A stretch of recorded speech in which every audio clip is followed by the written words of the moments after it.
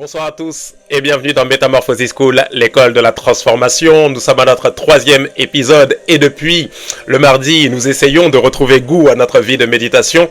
C'est très important pour cette année 2025 qui commence parce que nous voulons commencer bien évidemment l'année dans la parole de Dieu et pourquoi pas passer toute l'année à plonger nos regards dans ce miroir qu'est la parole de Dieu. Nous avons depuis lundi commencé à définir ce qu'était justement la parole de Dieu, ce qu'était également la méditation et hier, nous avons poursuivi en parlant de la Bible. Qu'est-ce que la Bible? Et nous avons parlé un peu de la fiabilité des Saintes Écritures. Bien évidemment, tout ce qui a été dit n'est qu'un aperçu. Il y a encore beaucoup de choses à dire. À Dieu plaise, nous reviendrons sur cette école-là où nous parlerons, où nous aborderons en détail tout ce qui concerne la fiabilité des Saintes Écritures par rapport au canon biblique, tous ces mots-là que beaucoup de personnes, toutes ces questions que beaucoup de personnes se posent. En ce qui concerne l'inspiration des Saintes Écritures, ne vous inquiétez pas. Aujourd'hui, alors que nous poursuivons, nous allons parler un peu de la structure de la Bible. Alors ça rentre en ligne de compte avec ce qui a été enseigné hier, durant la session d'hier, durant l'épisode d'hier. Et nous allons faire encore un petit peu d'histoire. Alors ne vous endormez pas, prenez vos notes, cahiers, stylos, toutes ces choses-là. Et nous allons plonger dans la parole de Dieu, plutôt dans l'histoire ou la structure de la parole de Dieu. De là où tu es, incline simplement la tête avec moi et rends simplement grâce à Dieu. Père de grâce, nous te disons merci. Merci pour ces instants. Merci de ce que tu nous permets de pouvoir être enseignés. Parle-nous. Seigneur, révèle-toi à nous, oriente-nous et surtout donne-nous de retrouver goût à ta parole. Nous promettons de te rendre toute la gloire. Inspire nos paroles et nos pensées et dirige-nous conformément à ta volonté. Sois élevé et glorifié, Père, dans le nom précieux de Jésus-Christ, nous t'avons prié. Que quelqu'un dise Amen, Amen, Amen. Avant de poursuivre, tu prends ton cahier, ton stylo et surtout tu partages sur tous tes réseaux sociaux X, Trend, Instagram, Facebook, TikTok, partout, Snap, WhatsApp, parce que je suis convaincu que ça pourra édifier plusieurs personnes dans ton entourage. Structure de la Bible, le sujet est donné. Nous allons voir d'abord une structure générale ou une constitution, la constitution générale des Saintes Écritures. Alors notez que la Bible est un recueil de 66 livres avec 39 dans l'Ancien Testament et 27 dans le Nouveau Testament. Alors ici, je vous épargne plusieurs choses qu'on reverra certainement dans une autre série d'enseignements. Je vous épargne les divisions qui sont faites selon la Bible hébraïque, donc selon les Juifs. Je vous épargne aussi les livres apocryphes, les livres deutérocanoniques, 1 Maccabée, 2 Maccabée, toutes ces choses-là, pour que nous puissions vraiment rester centrés sur le canon biblique, sur la Bible que nous avons, celle qui est entre vos mains, que ce soit la Louis II, Parole de vie, toutes ces choses-là, les différentes versions. Nous prendrons le temps d'expliquer un peu ça, de voir un peu ça, notamment demain lorsque nous parlerons de rendre la vie de méditation vivante, rendre notre vie de méditation vivante. Mais je vous épargne plein de détours et je vous parle de la constitution générale du canon biblique ou de la Bible que vous avez en main.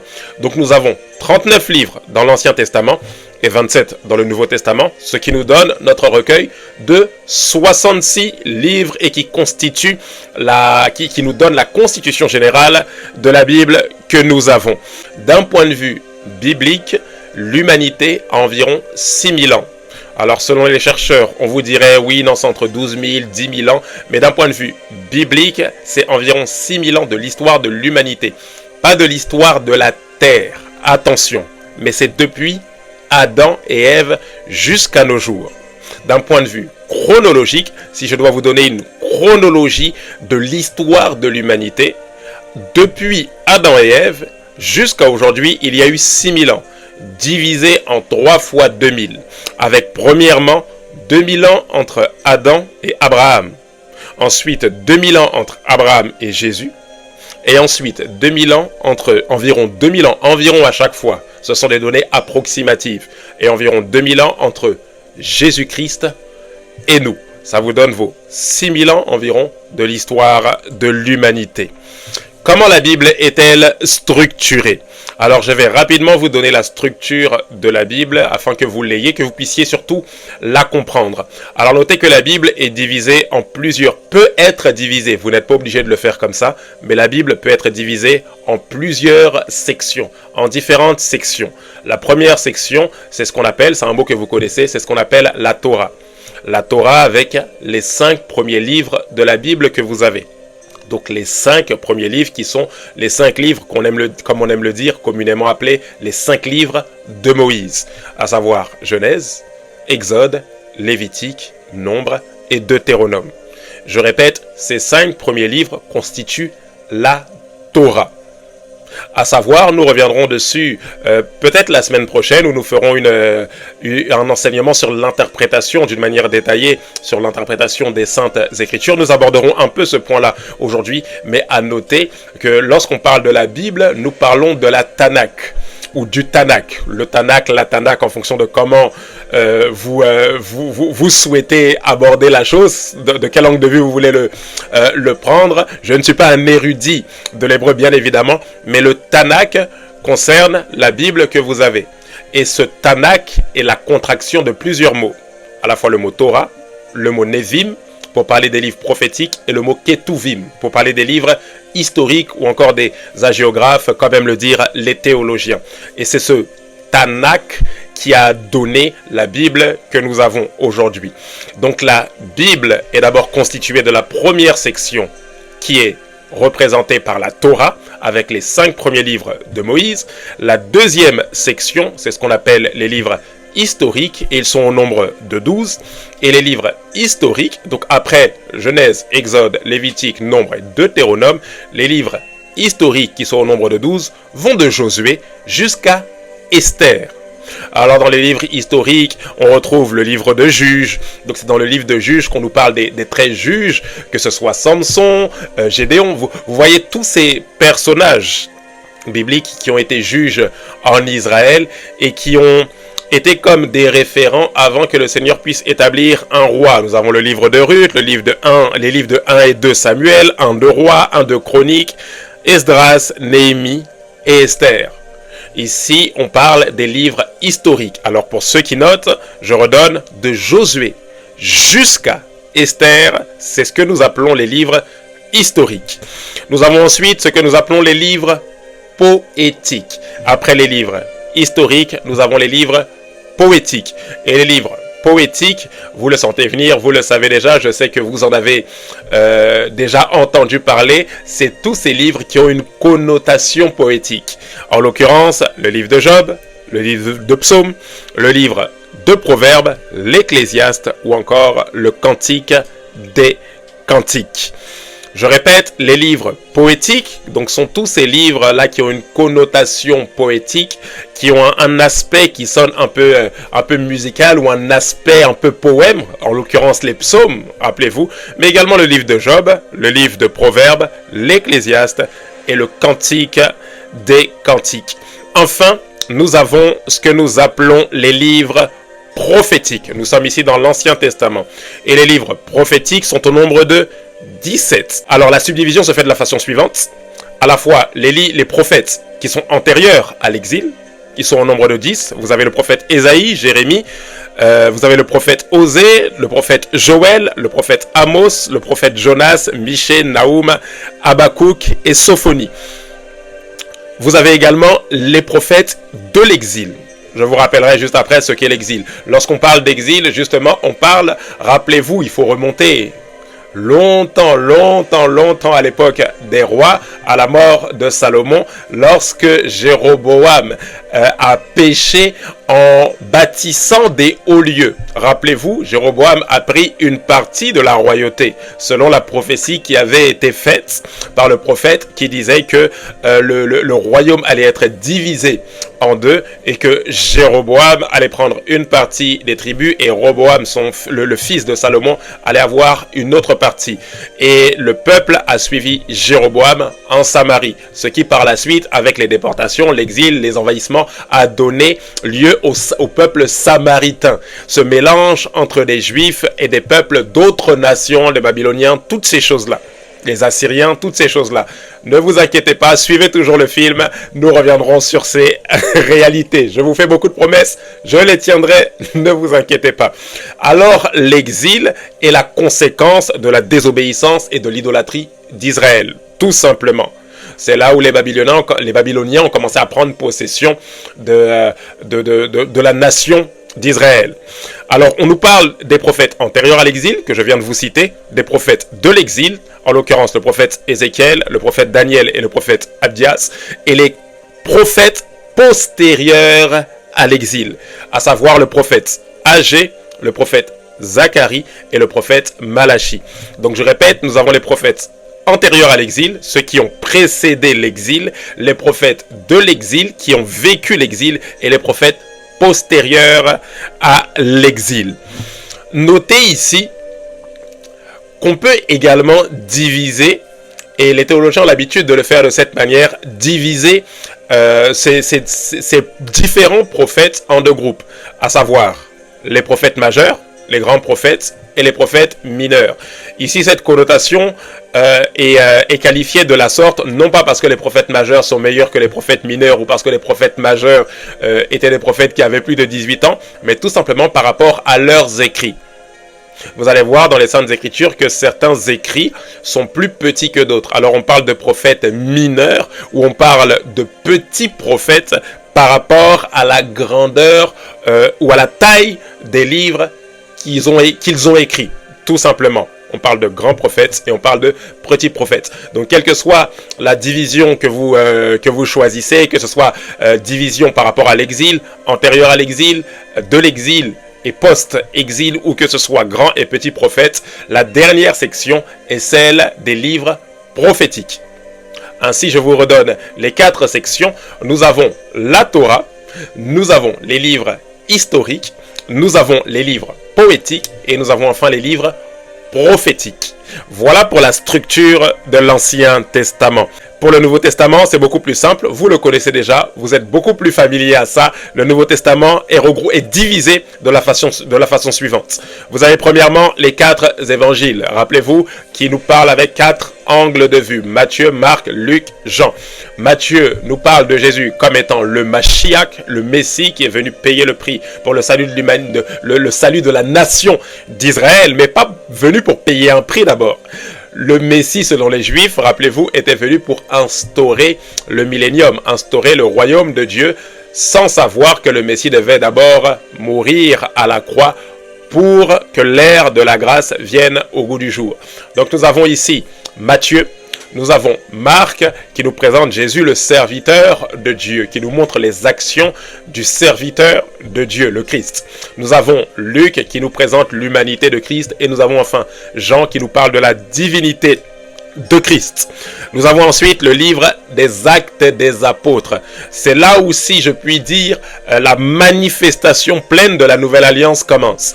Parce que lorsque nous sommes en Christ, ou lorsque nous sommes dans les évangiles, nous sommes encore dans l'ancienne alliance. Nous sommes comme dans une phase un peu transitoire, parce que Christ est là, il est en train de payer le prix, mais nous sommes encore dans l'ancienne alliance. Littéralement, nous sommes encore dans l'Ancien Testament. À proprement dit, le Nouveau Testament commence après la mort et la résurrection de Christ. Le Nouveau Testament ne commence pas vraiment au début de l'évangile de Matthieu. On appelle Nouveau Testament parce que voilà, il marque le début, la naissance de Jésus-Christ, mais en réalité, le Nouveau Testament commence lorsque le testataire meurt. Et lorsque le testataire Christ est mort, il signe l'acte qui marque le début d'une nouvelle alliance. J'espère que vous comprenez jusque-là. Alors, le livre d'Actes des Apôtres nous parle bien évidemment de l'histoire de l'Église, en commençant par l'ascension de Christ, l'effusion du Saint-Esprit, l'ère de l'Église primitive, là où on voit les actes du Saint-Esprit, mais à travers les apôtres. Vous devez comprendre que le livre d'Actes des apôtres, couvre environ 30 ans de l'histoire de l'Église. Le livre d'Actes des Apôtres couvre environ 30 ans de l'histoire de l'Église. Nous avons ensuite, après le livre d'Actes des Apôtres, les épîtres qu'on appelle pauliniennes, ou encore les épîtres de l'apôtre Paul. Dans les épîtres de l'apôtre Paul, nous avons la lettre ou l'épître de Paul aux Romains, les 1 et 2 Corinthiens, Galates, Éphésiens, Philippiens, Colossiens, 1-2 Thessaloniciens, 1-2 Timothée, Tite, Philémon. Et entre parenthèses, l'auteur de l'épître aux Hébreux qui jusqu'alors est inconnu, bien évidemment. Beaucoup disent que c'est l'apôtre Paul. Je ne vous donnerai pas mon avis là-dessus. Je sais que je recevrai la question en message, je l'ai déjà reçue. Certains disent que c'est l'apôtre Paul par rapport au style, à la manière dont l'épître est écrit. D'autres disent que c'est l'apôtre Jacques qui reprend des termes, qui calque un peu sur ce que l'apôtre Paul a déjà enseigné. Quel que soit l'angle de vue, ce qui est sûr, ce livre est inspiré de Dieu, inspiré par l'Esprit de Dieu, donc vous pouvez le prendre en compte, même si l'auteur, jusqu'à présent, en reste inconnu. Nous avons également ce qu'on appelle les épîtres générales, avec l'apôtre Jacques, l'apôtre Pierre. Nous avons également l'apôtre Jean et enfin l'apôtre Jude, mais également le livre d'Hébreux que nous mettons entre parenthèses, étant donné que l'auteur n'est pas mentionné. Voilà pourquoi vous entendez souvent des prédicateurs parler de l'homme d'Hébreux ou de l'auteur de l'épître aux Hébreux. Et nous avons enfin le livre de l'Apocalypse.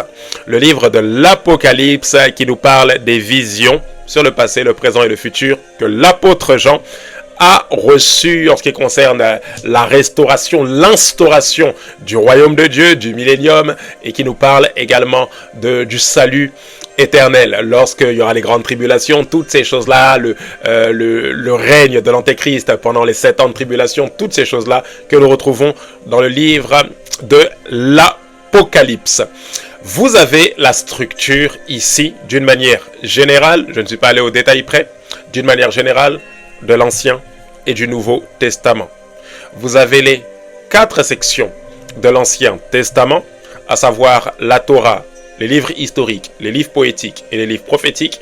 Et vous avez également les sections du Nouveau Testament, à savoir les 4 évangiles, le livre d'Actes des apôtres, les épîtres de Paul, les épîtres générales, donc les épîtres des autres apôtres, et enfin le livre de l'Apocalypse. Donc les 4 sections de l'Ancien Testament et les 5 sections du Nouveau Testament. À savoir que dans l'Ancien Testament, vous pouvez diviser les sections d'une autre manière, notamment en ce qui concerne les livres des prophètes. Vous pouvez ne pas diviser avec la section que je vous ai donnée en ce qui concerne les prophètes avant exil, les prophètes de l'exil et les prophètes post-exil, mais vous pouvez diviser de la sorte avec les grands et les petits prophètes en fonction de votre appétit, de comment vous préférez diviser ou subdiviser les choses. Mais ceci dit, ça vous donne un peu un panel général en ce qui concerne les sections ou en ce qui concerne la structure de la Bible que vous avez en main. Cette structure est assez utile et on le verra notamment demain lorsque nous parlerons de comment est-ce que nous pouvons méditer de manière efficace et comment est-ce que nous pouvons rendre nos vies de méditation vivantes. Notamment lorsque vous aborderez la Bible et si vous avez envie de rendre votre lecture un peu plus riche, vous pouvez vous dire, voilà, ce mois-ci, je vais lire uniquement les livres des petits prophètes. Ce mois-ci, je vais lire uniquement les livres des grands prophètes. Ce mois-ci, je vais m'attaquer uniquement à la Torah, aux 5 premiers livres. Et je vais méditer dessus. Ce mois-ci, je vais m'attaquer aux livres historiques. Je vais commencer par les livres des juges. Vous voyez, c'est-à-dire ça rend votre méditation un peu plus vivante. Nous le verrons demain un peu plus en détail. Mais je termine en vous donnant quelques clés ou quelques points, ou plutôt une méthode qui vous aidera à bien interpréter les Saintes Écritures. Certaines personnes qui ont fait de la théologie connaissent cette méthode, qui est la méthode OIA, une méthode qui est beaucoup enseignée notamment dans les groupes bibliques universitaires, les GBU pour ceux qui connaissent, et cette méthode consiste tout simplement en une seule chose, l'observation, ou en 3 choses, l'observation, l'interprétation et l'application.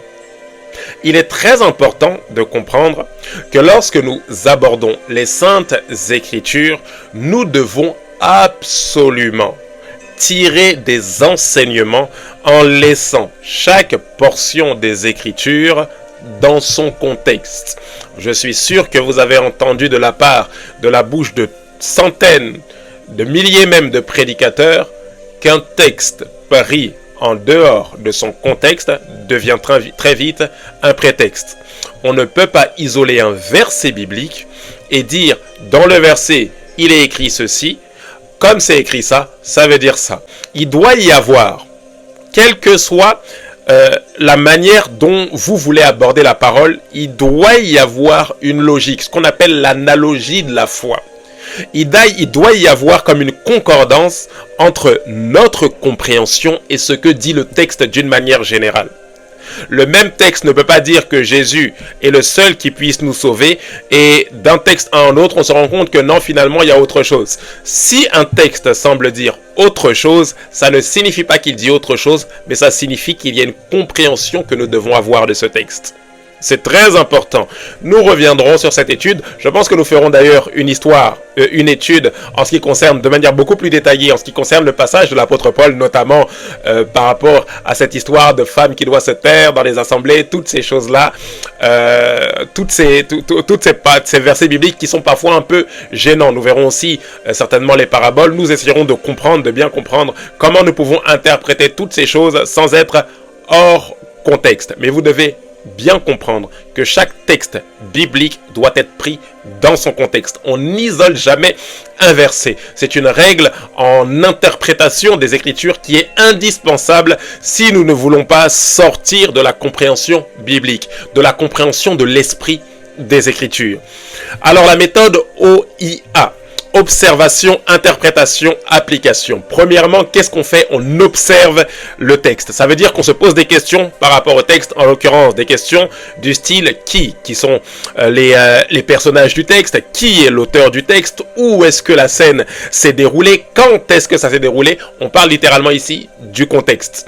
Il y a aujourd'hui plusieurs bibles d'études, notamment la Bible Louis II avec note de Scofield, la Bible avec note de John MacArthur. Il y a plusieurs bibles aujourd'hui qui vous facilitent le travail en ce qui concerne le contexte. Ça veut dire qu'avant même de lire un livre, vous avez tout le contexte historique, tout le contexte théologique. Vous avez tout en ce qui concerne l'auteur du livre. Quand est-ce que le livre a été écrit? À qui est-ce que l'auteur s'adressait? C'est de cette manière-là que vous pouvez observer le texte lorsque vous méditez. Ne faites jamais une méditation en lisant et en fermant les yeux en disant « Voilà, Saint-Esprit, révèle-moi ». Oui, le Saint-Esprit peut vous révéler, mais rappelez-vous, le vent, l'Esprit souffle, on ne sait d'où il vient ni où il va. Le Saint-Esprit peut vous emmener partout. Vous devez canaliser ça en faisant des recherches de contexte et en vous posant des questions. À qui est-ce qu'il s'adressait d'abord? Avant de s'adresser à moi et de faire dire au texte ce que j'ai envie de lui faire dire, à qui est-ce qu'il s'adressait lorsqu'il parlait? Qu'est-ce qu'il voulait leur faire comprendre? Pourquoi est-ce qu'il leur parlait de cette manière-là? Où j'ai déjà basculé dans l'interprétation. D'abord, nous sommes dans l'observation. Et dans l'observation, on se demande qui? On se demande quand? On se demande où? On se demande quoi? Ça, c'est très important. Vous pouvez vous poser des questions qui concernent bien évidemment l'auteur, le livre, le destinataire, les dates, les idées principales du livre, les intentions de l'auteur, le genre littéraire. À quoi est-ce que vous faites face? Est-ce que vous faites face à une parabole? Est-ce que vous faites face à un livre prophétique? Est-ce que vous faites face à un livre poétique? Quel est le genre littéraire auquel vous faites face? Quel est le contexte du passage? Que ce soit contexte direct, toutes ces choses, ne vous inquiétez pas. Nous prendrons le temps aussi d'expliquer ça à la fois demain, mais également les semaines prochaines pour nous aider à bien interpréter. Nous ferons des études de cas pour que nous puissions bien méditer en ce qui concerne la parole de Dieu. Ensuite, nous passons à l'interprétation. Et l'interprétation, c'est bien évidemment la recherche de la signification, tout simplement. Rechercher à comprendre qu'est-ce que le texte signifie. Qu'est-ce que le texte veut dire? L'auteur voulait dire quoi lorsqu'il parlait? C'est de ça que nous parlons lorsque nous basculons de l'observation à l'interprétation. Vous pouvez vous poser la question, pourquoi est-ce que l'auteur a dit ça? Pourquoi est-ce que l'auteur parle à ce moment? Qu'est-ce que le verset implique? Qu'est-ce que le passage des Saintes Écritures que je suis en train de lire est en train d'impliquer? J'ai observé, j'ai compris quand est-ce qu'il avait écrit, j'ai compris à qui est-ce qu'il s'adressait. Maintenant, je vais comprendre quels sont les enjeux de ce verset, c'est-à-dire qu'est-ce qu'il veut produire dans le cœur des personnes à qui il parle. C'est de ça qu'on parle lorsqu'on parle d'interprétation. Quel était l'objectif? Vous voyez ici la recherche, elle est beaucoup plus poussée. Quel était l'objectif de l'auteur lorsqu'il disait ce qu'il disait au moment où il était en train de le dire? C'est de ça qu'on parle lorsque nous parlons d'interprétation. L'interprétation est comme un point fondamental en ce qui concerne la compréhension d'un texte. Vous basculez de l'observation à l'interprétation pour clarifier votre compréhension du texte. Quel enseignement nous tirons en ce qui concerne le caractère de Dieu par rapport à ce que l'auteur voulait faire ressortir. Qu'est-ce que ça nous apprend sur la personne de Jésus-Christ? Quels sont les éléments concernant la relation entre Dieu et l'homme? Toutes ces choses-là que vous devez vous poser, toutes ces questions que vous devez vous poser par rapport à cette histoire d'interprétation biblique. Vous voyez qu'on ne prend pas un texte pour le lire comme ça et pour dire voilà Seigneur parle-moi. Non, non, non. Il y a d'abord un contexte général et à partir du contexte, on en tire d'abord un enseignement. Une fois qu'on en a tiré un enseignement, on bascule dans la dernière lettre qui est le A, en l'occurrence l'application.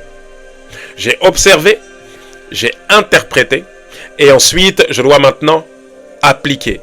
L'application concerne ma réaction par rapport au texte. Qu'est-ce que j'en ai compris? Comment est-ce que j'ai interprété ça? Comment maintenant est-ce que je peux l'appliquer à ma vie? Qu'est-ce que ce texte m'apprend? Non seulement sur le contexte biblique, mais qu'est-ce qu'il m'apprend sur moi-même?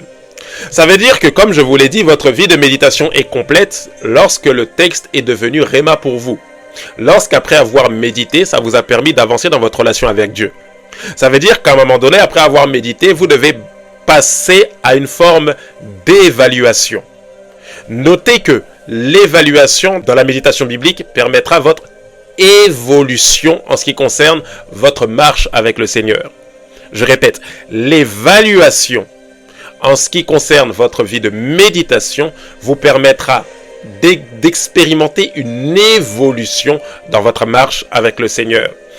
Plus vous parvenez à vous évaluer en méditant, et plus cette évaluation produit une évolution. On ne peut pas évoluer avec le Seigneur si on ne prend pas des décisions. Après avoir lu un passage biblique, compris le contexte, réussi à comprendre ce que l'auteur voulait faire comprendre, si nous ne tirons pas des conclusions pour notre propre vie, quelle est la conclusion après avoir médité le passage qui vous dit « priez sans cesse ». Quelle conclusion vous en tirez pour votre propre vie? Peut-être qu'il faut que j'augmente ma fréquence de prière. Peut-être qu'il faut que j'apprenne à approcher Dieu de manière beaucoup plus régulière. Peut-être qu'il faut que je me repente. Peut-être qu'il faut que j'aille devant le trône de la grâce et que je me mette à genoux avec un cœur sincère devant le Seigneur pour lui dire « Seigneur, pardonne-moi et accorde-moi la grâce de réellement me repentir, c'est-à-dire de changer mes voies. » Face à un texte biblique que vous avez compris, vous devez être en mesure de pouvoir l'appliquer à votre vie.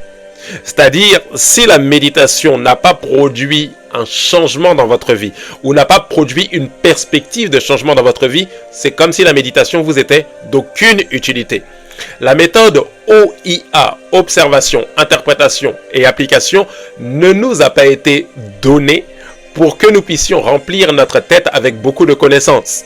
Ce n'est pas, voilà, je vais farfouiller, trouver tous les contextes historiques, géographiques, théologiques, et puis après je saurais dire que voilà, il est écrit aux Corinthiens parce qu'il voulait faire dire ça, ça, ça. Non, non, non, non, non. Après avoir compris le contexte, compris le passage, réussi à l'interpréter, je dois savoir l'appliquer à ma vie. Savoir comment est-ce que je dois réagir face à ça. Le texte biblique est censé susciter une réaction dans mon cœur, un désir de repentance, de changer de direction et de changer de mindset, de système de pensée. Voilà pour l'interprétation, une brève compréhension en ce qui concerne l'interprétation. Je dois vous dire que vous devez faire attention aussi à ce que nous appelons en théologie les interprétations allégoriques. Alors les interprétations allégoriques, c'est quoi? C'est tout simplement le fait de prendre le moindre mot, le moindre passage biblique, le moindre verset et de lui trouver un sens spirituel particulier. Avec une interprétation allégorique. D'un point de vue biblique, ça tombe sous le sens. Rappelez-vous quand l'apôtre Paul, pour vous donner un exemple d'une interprétation allégorique, quand l'apôtre Paul dit « Je donne des coups comme un boxeur, mais pas à l'aveuglette. Je cours, mais je ne cours pas sans but. » Ici, il utilise un langage figuratif pour nous faire comprendre une réalité spirituelle. Il dit « Je cours pour atteindre le but. » De la même manière que les boxeurs frappent, que les coureurs courent, nous aussi nous courons. Le sens spirituel caché derrière ce que les boxeurs font, derrière ce que les athlètes font, c'est une course spirituelle que nous courons sur la terre. C'est ce que dans le but de remporter un prix éternel. L'apôtre Paul ici utilise comme une forme d'interprétation allégorique. C'est un langage figuratif. Il utilise une allégorie pour nous faire comprendre une réalité spirituelle. Les dangers de l'interprétation allégorique sont lesquels? C'est que les interprétations allégoriques n'ont aucune limite. On peut faire dire au texte ce qu'on a envie de lui faire dire. Ça veut dire que si je vois les 7 tresses de Samson écrits dans la Bible, je peux dire que voilà, 7 est le chiffre de la perfection. Donc les 7 tresses de Samson, il ne devait pas les couper parce que c'était l'action parfaite de Dieu dans sa vie. Wow. Vous voyez ça? On peut prendre le texte et en faire dire tout ce qu'on a envie de lui faire dire. Non. Rappelez-vous, tout texte doit être pris dans le contexte. L'interprétation allégorique n'est pas forcément à bannir. Mais je dis que nous ne pouvons pas faire dire au texte quelque chose sans d'abord l'avoir interprété dans son contexte. C'est très important. Un jour, j'entendais une personne dire « Vous dites que la Bible est la parole de Dieu, mais dans la Bible, on parle d'inceste. Comment est-ce que la parole de Dieu peut parler d'inceste? Dans la Bible, voilà, on entend des filles qui sont parties pour avoir des rapports avec leur père. C'est du n'importe quoi. Ça peut pas être la parole de Dieu. Vous pensez que Dieu peut dire ce genre de choses? Vous pensez vraiment que Dieu peut dire ce genre de choses? » Contexte. Il faut prendre chaque texte dans son contexte. Est-ce que le livre nous rapporte des faits historiques? Et s'il nous rapporte des faits historiques, c'est dans quel but? En quoi savoir qu'il y a eu de l'inceste dans les saintes écritures qu'on appelle la parole de Dieu est utile pour construire en nous la foi? Ça nous rappelle quoi? Le cœur de l'homme qui est tortueux. Ça nous rappelle le cœur de l'homme qui est incliné depuis la chute vers le mal. Et étant donné que depuis la chute, ce cœur de l'homme est incliné vers le mal, ce cœur a besoin d'un sauveur. C'est la raison pour laquelle vous voyez qu'après le déluge, même si Noé était une personne qui était parfaitement intègre sur la terre, même si Noé était quelqu'un de bien, il construit l'arche et il recommence comme l'humanité après que le déluge soit passé. Dès l'instant où il plante une vigne, à peine il est descendu de l'arche, automatiquement il s'enivre.